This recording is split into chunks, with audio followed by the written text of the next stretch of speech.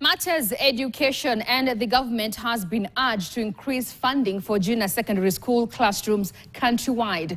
Speaking after launching 8 out of 43 classrooms built in partnership with the government, Lukiani Member of Parliament Innocent Mugabe emphasized that current allocations are insufficient to meet the infrastructure needs, including laboratories and workshops for competency-based curriculum. He noted that additional funds will ensure students access quality education in line with the government's agenda.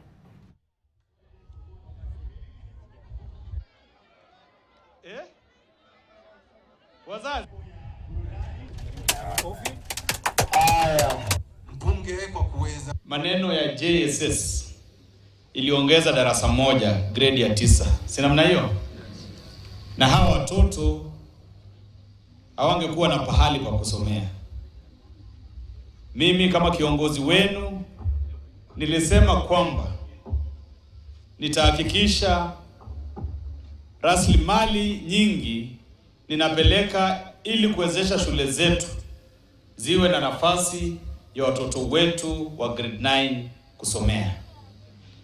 Najua ukitembea kwingine sasa wanatafuta mabati, wanatafuta matope, watoto wapate pahali pa kusomea.